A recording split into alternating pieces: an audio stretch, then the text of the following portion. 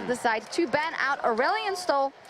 As a first ban, we've seen it a couple of times, and then Bard from the side of the Flash Wolves. Okay, there we go. Love me an intimate draft. Aurelion Stoll being the first ban, obviously you don't want to have the Flash Wolves have this again on purple side, and the time cancel, everything is really standard all around, and the Rise being taken, so all the priority picks are going off, and they want to play. Look at right this. away. Yeah, I love the Bard ban, like you said, just that priority pick away from Hillsong.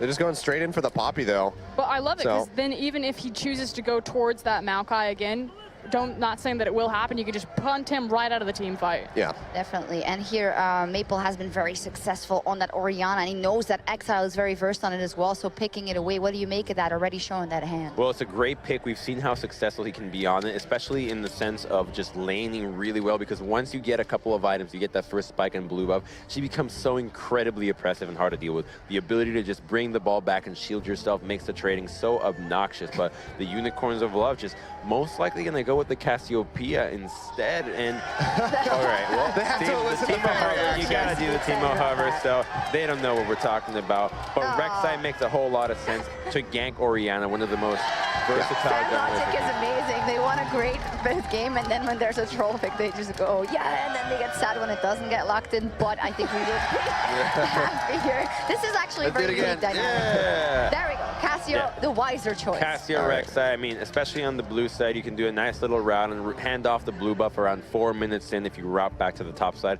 and hopefully utilize that window to really affect the Orianna lane. I feel like all the attention has to go towards mid lane this time around, and I don't want to see the Flash Wolves go towards Nidalee, though. I agree. I would rather see Karsa stick towards that Lee Sin, especially because we saw so much success on it. But again, we have to talk about it. Jace is left open. I know it doesn't necessarily fit in MMD's wheelhouse. The fact that the Unicorns of Love were so confident that it probably wouldn't come out to take the Poppy in case and not pitching the pool. Exactly. Something like the Echo or the Maokai would come out. You know, if MMD wants to show up in game number 5 and take that power pick available, or Kennen, which Vizicsacsi has been able to do a lot in the earlier moments in the series as well, hovering that. The Olaf seems to be something that Karsa is hovering towards instead of the Nidalee. It's pretty deadly doing Kennen with Olaf and Orianna just because he can run in and he has an AoE of stun around him on top of the Orianna ball, which just makes it that much tougher of a threat, especially because Olaf is a really good matchup into Rek'Sai, the ability to not be burrowed, to not be knocked up by the burrow, I mean, and then not only chase really well with the axes, but deal that true damage to the hefty HP bars of the Void. Yeah, I'm still a little concerned as to how this Kennen is going to go, you know, for MMD up in that top lane. Vizicsacsi is going to be very well versed on that Poppy. Come on, guys, we can do this. It's going to be a bit of a tough matchup. The Cassiopeia, though, with the Orianna, I think that's really just going to come down to the skill matchup between Maple and Exile at that point. But like I said earlier, before we got into the draft, I'm really happy that Move has gone back to this Rek'Sai. I think that he can be impactful. And whoa, blast from the past. Okay. Literally the lowest win rate of any champion on 6.21 Unicorn logic was Kalista. Like, the stats don't matter. Stats don't matter to them. The Kalista is actually good only against the Olaf here because she can kite him very well, has a lot of life steal, a lot of DPS at the Bork. But the other thing that's really cool about a Cassiopeia Kalista composition is their Baron Shred or their monster objective or epic monster control. Yeah. The rate of which they can shred through that, astronomical. And the Alistar there as well. You can't milk those because he gets on top of Kalista and immediately cancels their ability to jump, and that's going to be so incredibly obnoxious because Kalista really relies on the movement speed to hop around, and if she ever gets hit by any of the heavy CC on the lineup of the Flash Wolves, she's going to disintegrate. A big issue with Kalista was really kind of her build path and what she was going to itemize towards, so I'm really curious if he's going to stick towards a Bork or start to expand out. Yeah, we've got the compositions, and just as a note for Sifa, that it is Kalista, not Kindred, just so you know, and we're going to see what happens. Take us into game 5. I'm going to find a way to destroy you emotionally next time we're on the Des together. I'm going to end you. You can't meme me like this in our final game. Hopefully the house will be able to hear us shortly as we have now finished up picks and bans. The players are moving into their seats. Come on, Zyrene, compose yourself. I didn't need that. I didn't need to start this tilted. She's looking at me laughing. Okay. Kalista. It's an old meme, but it checks out. It worked out pretty well. This is it, ladies and gentlemen. Game 5, however, as we focus back in, the stakes are raised for the Unicorns of Love. Flash Wolves, they've won a lot of tournaments. They love to take a shot at the IEM World Championship in Katowice, but Unicorns Love, they are the career 5-game team. They make it to 5 games, and each and every time they fall flat. It's a cruel moniker, right? That's the thing, is that just as recently as being 1 game away from Worlds, they find themselves 1 game away from their first career tournament. Yep, and the fact that it would be IEM Katowice, it would be a fantastic experience for them, a team that keeps ending up 4th, 5th, 6th. You know, Unicorns of Love, they make the playoffs. They never win. They've made the finals 1 time. Getting international experience gives you a big boost and gives you even a better chance at winning the season, at getting that experience in playing against other teams, adopting their strategies if they're really good, and getting a lot of scrims in. IEM Katowice would be fantastic for the Unicorns of Love and the Flash Wolves to be able to attend. Have to wonder who's going to come out on top. A lot of comfort picks coming in. The big question mark, of course, going to be the Kalista in the hands of Veritas. That Unicorn looks a bit full on. It's thinking. It's pensive. So, did I draft the right thing? Did you run out of things to analyze? We're on to the Unicorn. I like to analyze what's on the screen, Yeah. Sifa. It looks like a silken... We call that play-by-play. Oh. Do you? Is that what you call what you do? Well played. Of course, we are about to get in the game ever closer. Picks and bans confirmed now. The Alistar, an interesting pick from Sword Art, of course, a very powerhouse pick overall. Will allow them, if they want to harken back to the earlier days of Flash Wolf style, where Sword Art goes for those early aggressive mid games. I mean, early days, vintage. Picks like the Rek'Sai, now the Kalista really are hearkening to a meta maybe a year past, where firstly Kalista's in a lot of nerfs, even indirectly with itemization. Play the Ruin King might be buffed up in the future, but that was always the staple purchase, which is why I think it was Crumbs was, you know, kind of wondering, where will we see the build path go? We've seen, I believe, Bloodthirster Hurricane. That was the first build that Sneaky did back when he piloted the Kalista and really innovated that champion a long time ago. There's a lot to kind of consider here. It is Kalista Thresh, which is traditionally that lane where post Kalista hitting 6, very hard to pin one person down because whoever walks back has the ability to save his teammate. Exactly, and a big thing about this Thresh, though, is you can save the Kalista can save you, but also Thresh has the ability to use the Kalista W passive and actually get it off very early on and keep using it constantly, and then, you know, you don't have to bring somebody who's range, you bring somebody who's a little bit more tankier and still get that damage off. Well, of course, should get into game soon. We have one Unicorns of Love fan who's particularly passionate about this win. You might be able to guess who it is. Maybe not. I wonder if he'll put LMS and EU on his chest. Yeah, is there an next. LMS? EU greater than LMS? It's game 5. The game about to get underway. Thank you, Romain, for the extra entertainment for the audience here. But yeah, we're about to get back in. It just got unpaused, so there we go. It's time. It's a best of 1 for all the marbles, Sifa. We're busting it out. Unicorns of Love on the blue side, Flash Wolves on the red. One final shot to earn the prize pool, to earn the trophy, to earn a chance to earn the title of IEM World Champion. A lot of earn there, all right? I was a little... And you didn't even include that seed at IEM Katowice. That's what he's saying, a chance at that title, a chance at being the IEM World Champion. Earning things left and right, of course. But only a chance.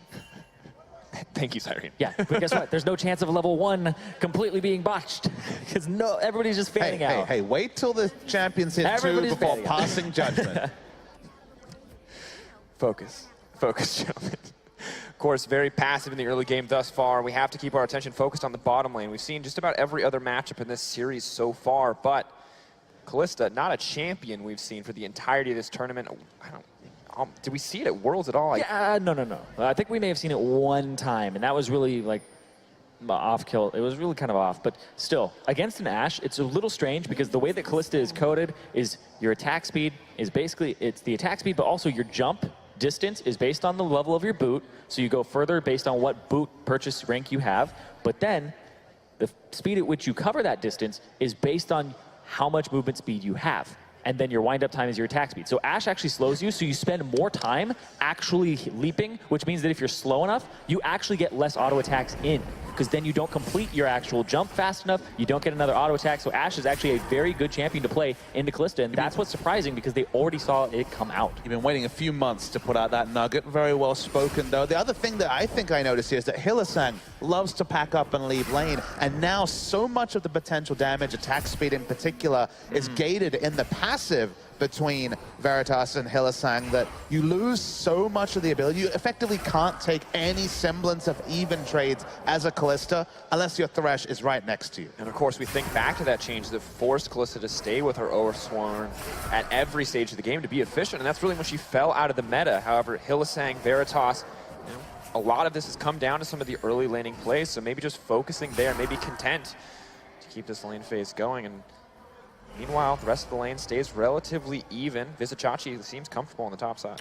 Yeah, and this bottom side, because they were able to start a camp, get a lot of the spears into the Romp and all, or the Krugs and all that, they're able to actually get a level advantage. So Veritas being able to zone out double red very early on and have that early level 2. But it has been actually pushed back a little bit here. Hylissang gonna hit 2 a little bit later on.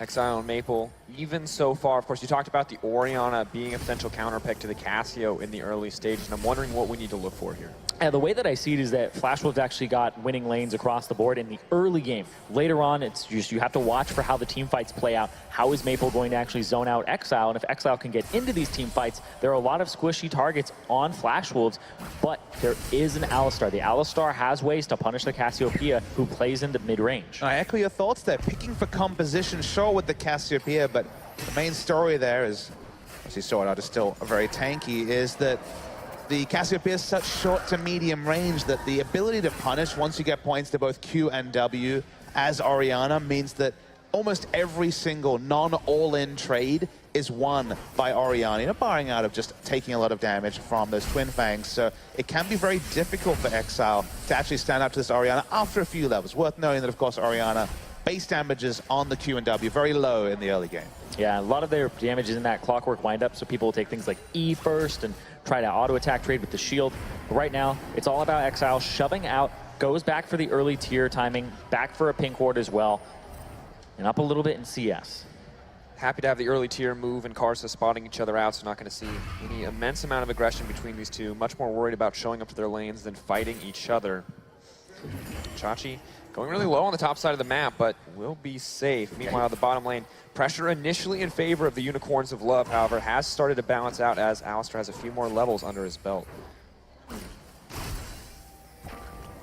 Not too much to report here in the early game. That's not surprising, really. Remember, this is the single game to decide the champion. See a lot of comfort from Unicorns of Love. I mean, returning to the Rek'Sai makes perfect sense. The 2 wins in this series was on the comfort pick of the Rek'Sai. And given how much is at stake, expect things to be pretty passive. If there's any game breaking, that will be probably a big snowball, because in general, everyone's going to be on the back foot, whereas at the start of a best of 5, you try things and try and get an early advantage. No such mindset by now. Easy to expect passive play, of course, as you said, when the pressure is on. And interesting to see as we move forward into the game, what's going to be the next step. Veritas, of course, Kalista, once again, not a pick we see a whole ton of. Itemization, a big question mark, but Exile maybe overstaying his welcome in mid. He should have flashed a while ago if he was going to. He's got to wait for the Rek'Sai. Here comes Rek'Sai. Waiting, Rek'Sai on the way in. Can they turn this one around? Karsa, has he been the one who's going to get turned on? Move going to back off. Exile only burning the Ghost there in the end. Yeah, able to call move over right in the vicinity, so it was perfect for him. But now his back timer a little bit off, but he forced Maple back earlier. Moving forward, Chachi does a decent amount of damage. Picks win up the Buckler in a good spot to start this trade. Could this be the first one for the Unicorns of Love? Q flash. Backs off in the end. Yeah, it was 2 auto attacks away from the kill. One thing I noticed once again, Karsa short on his axe, even though it would have been able to pick it up. Damage output I don't think was a problem. It was more about hitting the CC. Would have naturally passed, would have picked it up. Went short on the axe, and that stopped there being a kill onto Exile. He didn't even have to use his flash. Exactly. One of the axes missed, and then the other one was easily dodgeable because Exile wasn't slowed, so gets away. And then on the top side, though, this is a big win for Vizicsacsi in the one-on-one because he gets a better back timer. He gets to push this all the way in. Sort of getting aggressive, though. Hylissang now caught out, but he's not going to tank tower. Karsa is here. Veritas, if they want to get a kill, they need to get it now. They're flashing forward. Veritas is going to grab one. Oh! Lancer now, but Maple is here to punish. He doesn't have the level 6, but they could cut them down. Veritas not going to get anything. Does hop over the wall. Nice play. Karsa going to get in the end with the axe. What was a beautiful play to start from Unicorns of Love is completely trumped by the movement from Maple. That was an outrageous outplay. Ended up not mattering, but Now you can see why they stick with the Calista Thresh, because clearly they're on the same page. The style points matters a lot to me, so I thought that was really awesome. That was really well played, like you said, on the same page. A little bit of a level advantage as well for Veritas and CS. So now that he killed the double red on the Ashe, he doesn't pick up any more here, and that was an aggressive play for Flash Wolves. They started that one off, but it is an advantage for them after the 2-on-1. I mean, you just have to watch. Again, we're going to focus on the outplay. They get first blood, that's a small thing, but both players kind of presence of mind and knowledge of cooldowns, super smooth, beautiful to watch, but ended up not actually being conclusive. Veritas' mechanics clearly are on point with this Calista, so any buffs come towards that Calista, we can see someone who's going to be very happy. This is why she's in the gutter right now, right? Exactly, because I mean, she is a very difficult champion to balance. She's in that Yasuo tier where the A-tier people, the people who can play it at a very high level, is very difficult to actually play against. So we'll need some changes, though, in the future. We'll see. Move now coming down to the bottom side of the map, maybe looking to rinse and repeat here. Of course, got a lot of summoner spells. Briefly turn our attention to the top lane, however, because Vizicachi using this EXP advantage to try to force a... That's such a strong part of the Poppy's kit as well, is that the Grasp of the Undying, the buckler actually counts as a melee attack, so you get full value from it when you throw it at the enemy. You get more HP back, boom, and then you pick it up and trade again. And I think actually with all the changes to Grass, it's more about the damage actually that's coming out onto the cannon. You know, that it was rebalanced to do a lot more damage rather than necessary healing. There's max health damage, so clearly the cannon not going to be building much of that, but it's just basically a one trade for the Poppy without committing whatsoever. And I agree, it gives so much more laning presence, especially compared to old Poppy, but in general Poppy has evolved in so many different ways after the rework. Veritas and Hylissang taking complete control of the bottom side, however. Sword Art caught out, Veritas level 6. Not going to follow up there. It's really big. Ooh. Exile. He's trying to be cheeky there, but now he got chunked out. This might actually be him sacrificing his blue, because move is over here. Karsa decides to invade, and he knows that the ultimate is down from the Cassiopeia, so he might risk it a little bit here. Karsa walking back and forth, potential for him to gank top or look mid lane. Move now headed in, Maple potentially in trouble, flash to safety. Still got the flash though, so it's going to be worth it for Move to take his time to gank that. It's really big that Vizicachi has won those early trades. We already saw a game where he won as the Poppy against Nara, kind of an unfavorable matchup and ran away with the game, but I'm not actually referring to that. I'm referring to the fact that he's actually got pressure in the lane against Kennen, and it wasn't Olaf rotating and Kennen having the inside track and just killing people. It's being a killing. Double red, Veritas no flash. forward, Exhaust has gone down. Veritas getting pulled back into the fight. Sword Art could be next. The Calista really unstoppable once she gets on top of that target. Veritas is bodying double red. CS is 80 to 51. They've already denied 29 from him. Absolutely disgusting what he's doing in this bottom lane. And of course, double red, a big question mark, and it was a similar story for Veritas for so much of the regular season in EUL CS. This guy was not a top tier 80 carry, was not competing with Reckless or Forgiven, but now on an international stage when the pressure is on in Game 5, pulls out a pick that I would say is poor on a power level compared to a lot of the meta picks available, but brings it out and is showing why he wants to use it. And then you look at the Alistair pick, and we saw obviously Mada bring this back out at World, surprise us in the world where we expected only there to be those range supports. There's kind of one trick for the Alistair in this lane. It's very, very punishing trades when you have the W passive and just the Ren coming out from Calista. So Flash Pulve and the headbutting into turret, that was kind of the one trick. Ignite on cooldown, the Flash on cooldown, not much the Alistair can do. Well, it's also an Ignite on an Alistar, right? He's going for the Thunder Cow type build there, but against the Calista, if you run Exhaust, you can stop all that Ren damage. You can actually really stunt him because they will try to stack up spears, and if you get the Exhaust at the right time, you force them to either hold their E for a very long time or hold on. Sword Art potentially in trouble, goes back in, gets pulled back. Great use of the Calista ultimate there. The spears are in. No mana? No mana to come in. Doesn't pull out the spears in the end. Yeah, whether it was range, whether it was mana, they don't secure that kill, but the pressure they have gotten with the unfancied Calista pick is really impressive from Unicorns of Love, who managed to shake off that previous game. Not an easy feat to do. And look, really competitive in Game 5. Exactly, but we have seen the Flash Wolves, and here's the thing, is why we keep talking about the Unicorns of Love, is that Flash Wolves, #1 in the LMS, right? Unicorns of Love, if they end up winning this, they've taken down the #1 North American LCS team in TSM, and then they would have taken out the #1 Flash Wolves LMS team. That is actually incredible for a team that hasn't been a #1 team in the UoL. And look, of course, there are other asterisks. We won't mince words. You know, they are both with roster swaps. But what it says about Unicorns of Love going into 2017 with a settled roster, I think, has to be counted upon. Unicorns of Love, so close to Worlds. Spice, we've heard some of their players may be rotating. A lot may be changing. It's good to see Unicorns of Love looking strong for Spring Split. Exactly. That's what their goal is 2017. They're looking at that. If they qualify for Katowice then, or World Championship, then they're able to actually get some more experience under their belt. And that's what they want to do, is they want to be a competitive team, because they've always been thought of as that chaos style, and also the team that's in the middle of the pack in the EULCS. So close to Worlds so many times, playoffs every single time, but still haven't been able to go.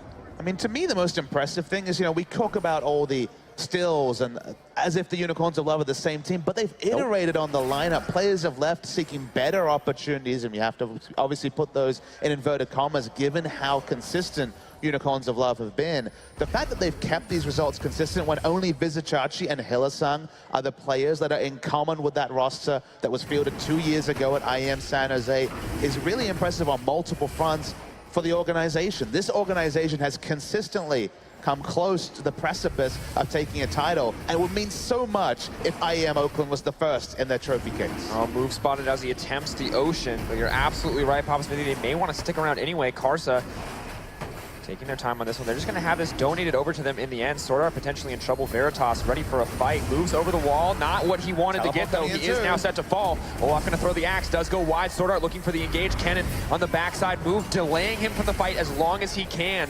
Now pulling back. Hillasang taking their time. Fate's Call up and available. Going to save it as long as possible. Not going to already used. My apologies. Thought it had not been.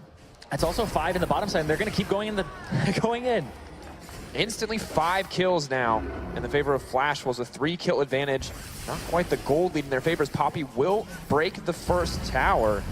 Which is big. It'll end up getting them a lot of this gold back onto that Poppy, who now is a big split push threat against the Kennen. Can't be really dueled out there, but Maple absolutely monstering it out here in the mid lane. Swordart on the way in, not going to be able to get it. Exile has to flash, but that's I think the 3rd or 4th time that Exile has missed that petrifying gaze. You have to say the ultimates have kind of been the one area where Exile has struggled. Cannot question his poise, his ability to rise up to the level of his opponents. Maple certainly no slouch on the side of Flash Wars, one of the best mid laners in the world. But the ultimates, first Orianna, now Cassio, left a lot to be desired. Exactly, looking for a gank in the mid though, trying to punish Maple for being a little bit far up and a little aggressive, but still just gonna get some wards down in his jungle. And the goal just about dead even, the first brick, paying off for Unicorns of Love despite the difference in kills. Bottom lane still very far behind. Double red 1, 2, 3, the 79 farm to the 106. Chachi's doing well on the top side with the 2 kills for Kennen, starting to balance it out. And overall, very much a close game here as we approach the 15-minute mark. A lot of potential fights here. Really Maple, the one who's pulling out on top in the mid lane, though. To confirm, will be the Blade of the Ruin King for Veritas. There's certainly no new age build coming through. Probably shouldn't be surprised, does synergize very well with that item. Taking down the tower as fast as possible. Move potentially caught out once again. A lot of punishment going down onto him, gets pulled back. Tunnel not going to be enough. Flash already down from the earlier fight. Yeah, caught out, but there's a TP behind there trying to punish. Here comes Chachi. Maple exhausted. Veritas throwing down what he can. Gets pulled back as well. This perfect positioning coming in from the Unicorns of Love. Flash Wolves caught off guard. Karsa potentially in trouble. Out goes the Fate's Call. In goes the Thresh. And down goes Karsa. Might be able to get more. Moving forward, Swordart Octep under the tower does have the ultimate up and available. Vizicachi doesn't care. He's going to move in. The Ignite goes down, however, and he's potentially in trouble. It's going to make it out. Exile, bad ults to start the game, but comes in when it counts. Unicorns of Love say you can 5-man bot. We can do it too. 4 people in the bot side move, ends up ulting to the top to try and cover it. Yeah, because they forfeited so much in terms of leaving the top lane, they needed the objectives on top of the kills. They get that. 3 kills and an outer turret bottom. Actually leads up to almost a 2,000 gold lead for Unicorns of Love. Exactly what they wanted. Flash Wolves thought they had the solid collapse. We'll look at it one more time as Move did, start out by going down. Yep, they were standing still. They were completely baiting him in there. And as soon as Move went for that Scuttle Crab and unburrowed, they know that he has to take that little extra second to go back down. There's a cooldown on that tunnel. That's a cooldown on the teleport. Remember, it was the teleport that led to the last kill, and then the turret going down in the bot lane This time it was Poppy. No answerable rotation available for MMD, and they certainly got the maximum from this situation for Unicorns. Absolutely what they wanted, and just beautiful positioning for Veritas. But another fight is broken out. Veritas isn't going to get knocked down. Another advantage going over to the Unicorns of Love. Almost 2K gold in their back pocket to give them the edge over the Flash Wolves.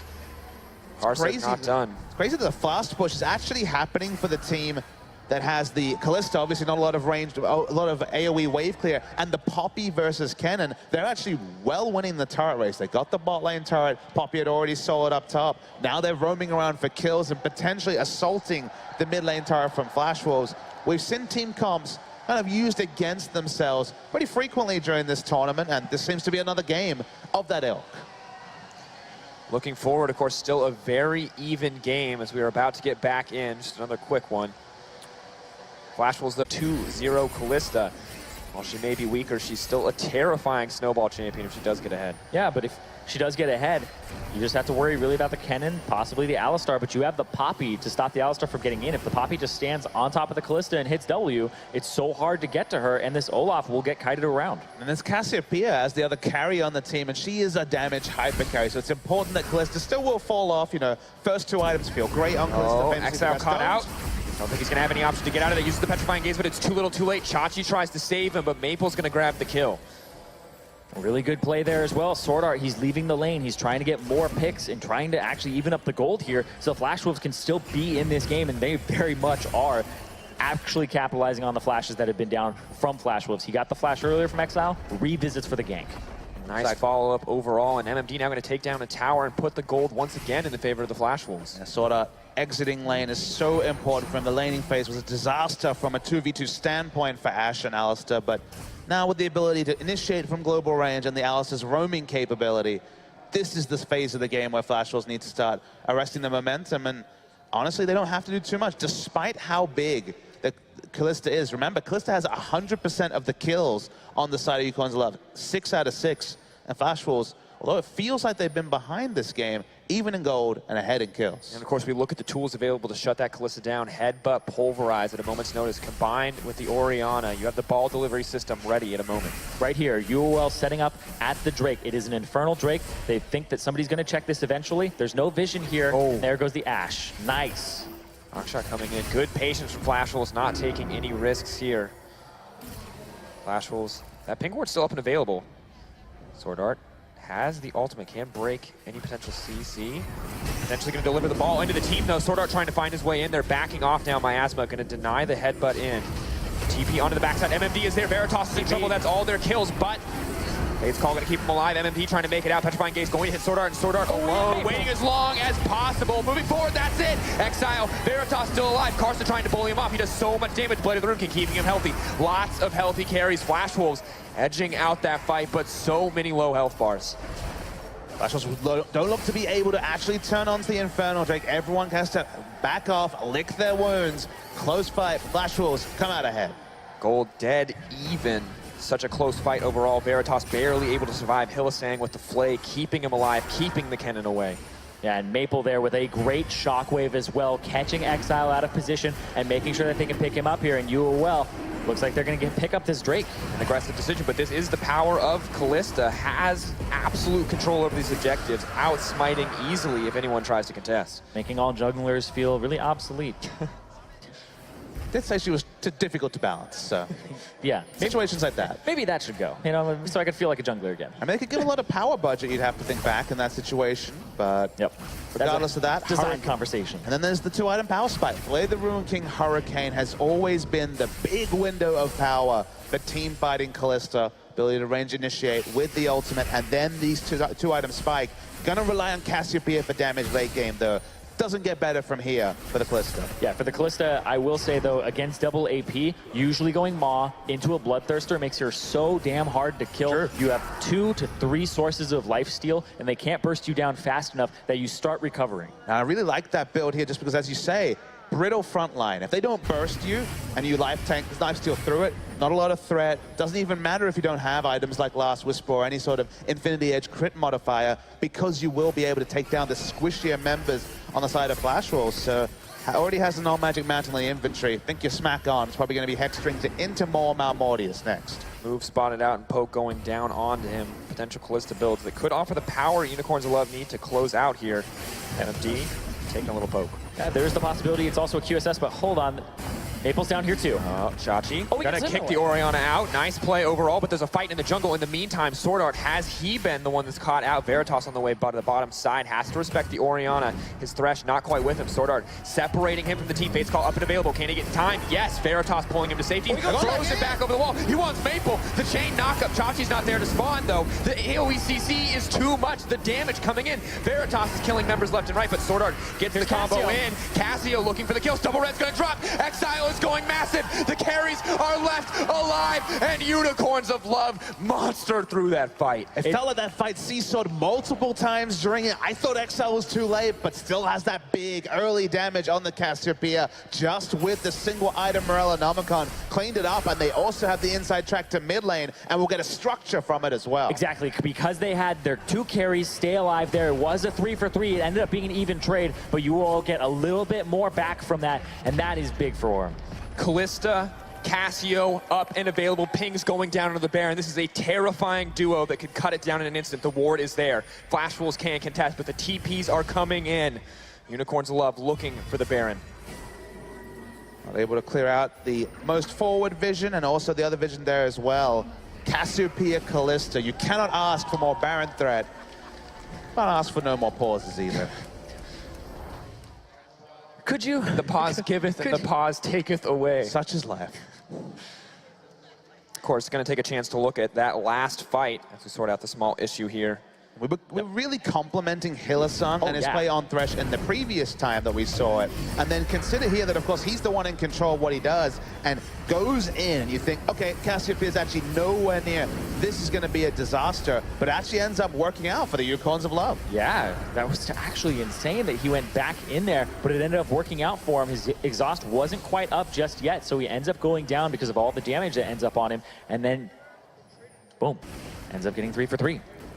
Really bold decision there from Hylissang, but of course Sword Art, they get the combo, they think that they get what they want, but they're hitting the tankier members. The Callista left untouched, the Cassio coming in late to the fight. Didn't look like an ideal start, honestly, when Hylissang went in. I thought they set up for the perfect Orianna combo, but the strength is in the Callista and the Cassio as well. And the strength in the Callista, I was talking about it before, where that he does have the Null Magic Mantle, could be a QSS, but he also bought another one, so maybe he's even going for that on top of it, right? Why not both when you have 8 kills at 22 minutes? The final build will probably be Mercurial Scimitar with a Bloodthirster, with a Maud Malmortis, so you're so hard to kill. You have 4 sources of lifesteal from your inventory when you end up getting the Mob Rock. So absolutely ridiculous to try and kill him. And actually super effective with the builds we see here. It's actually a death cap on as second item on the cannon, death cap expected on the Orianna, so just getting that extra 40, 45 magic resist early won't be trivial. It's very big. No. The big thing, though, is no Abyssal Scepter here to help the double AP composition. Sometimes Kennen will get that for the CDR and make sure that he has a really low one and can get constant W's. Orianna, it's not always the pick that he'll go for, but you know that the Kennen wants to get in the thick of the fight, so we may see that soon. Both teams moving around the Baron, the 23-minute mark, approaching later and later into the game. The gold dead even, dragons even, of course, an Infernal to an Ocean. And those small skirmishes, the Ocean will heal the Flash Wolves back up. However, Baron remains the center of attention. Poppy clearing waves, Kennen going down to the bot lane to do the same thing, but both teams ready at a moment's notice to threaten the Baron, and Flash Wolves have to be especially careful here. I think Unicorns of Love, actually, I would say need to more worried, just because, remember, they don't have teleport on Poppy, so there's more freedom for the cannon to make plays around the map. Sure, they don't have the magic penetration, but they still do a lot of damage with this double death cap being completed. So Vizicachi definitely needs to be around his team. Just pushing out a wave, back in. Eyes on Sword Art. They have a lot of ways to engage, and the Alistair over the wall is certainly one of them. It's the Mata special. How did the cow get there? Who knows? But Maple looks like he's going to get hit. Oh, trying to get soloed out of the wall. Will he even be able to use the shockwave? No, not. But can he turn back to get into this fight? Exile moving forward. Veritas unstoppable. The Olaf is not fast enough. The Ragnarok not enough. Double Red going to get caught out. The shockwave going to save his life. Maple keeping his team healthy. Now comes the Kennen. Now comes the Alistair. not going to pull the trigger. They just killed the Smite. This may be UoL going towards the Baron. They have the Callista. They'll do so much damage to it and have that big Ren on top of a Smite. Callista, Cassiopeia, and double secure. This should be Baron for Unicorns of Love. But remember, Kennen has ultimate. Ashe is alive as well. Maple gets hooked. Are they going to be able to get more? Maple played back. The box goes down. Exile is still up. MMD trying to take down everyone, but it's not enough. Exile's alive. Veritas is alive. Sword Art now set to fall. Simply not enough. Tries to buy time for double red, but Cassio, Callista alive and well. Baron now set to fall for the Unicorns. Question is, can they ignore the poke from Ashe and take this? They don't need Smite. They have a Callista, and the damage from Cassiopeia and Callista is insane on Baron. But Cassio still has ultimate. If you walk too far forward, ooh, almost. A lot of spears approaching the 2K mark. Callista should be able to take this soon. Going to get it. Actually went over to a poison. So close in the exchange, but that is a definitive lead for the Unicorns of Love. 3K in their favor. The Baron buff should let them break down these tier 2 towers, and how you said, have to respect the flash pulls, maybe a little less so now that they have the Baron buff backing them up. And look at a different meta, you're trained to think. Callista, Cassiopeia, Baron at 20. That's just the math equation that happens when both of them are taken, but they've been out of the meta so long. They went for the first time at 20, didn't find it, but assertive Barons, even without Smite, are possible when you have a super tank like Poppy that can just shrug off the Baron damage. Exactly, and you want to keep going towards those Barons. It's actually really clever by UoL because you have that 2-item power spike. You know you're stronger than the Ashe. Start going towards that objective, pick it up, or at least get a fight where you are stronger, and now they get an Infernal right afterwards. The dice roll, yeah. Double Infernal. Dice roll moves in their favor once again. Double Infernal, an excellent thing to have. Of course, Callista itemizing the raw AD. We'll be happy to have that. Cassio as well with a potential 6 items, gaining more than any other AP champion in that percentage boost. Have to be careful. Chachi getting aggressive. They have to respect the combo. Shockwave up. Hylissang moving forward. He looks for Hook onto Maple. Can he get Maple locked down? The Shade CC. Kennen trying to turn it back. Exile's alive. The Callista is untouched. Unicorns of Love are here to win, and Flash Pulls are caught off guard. Hylissang makes the hero play. Veritas going in for the cleanup. Unicorns of Love, they're going to break the base. The death timers are super long already. 30 seconds. They're going to try and close it and win the tournament here. They have a gigantic minion wave. They may be your IEM Oakland champions. Death timers are long. We're far enough in the game. They may have enough time. Veritas cutting this one down. Karsa not going to be enough to hold it. Unicorns of Love, so many game 5s, so many losses, but not today, Oakland. Unicorns of Love will be your IEM champions. We saw them all the way from the first round of this tournament, show that they are here to play. Stuck with this roster for the tournament.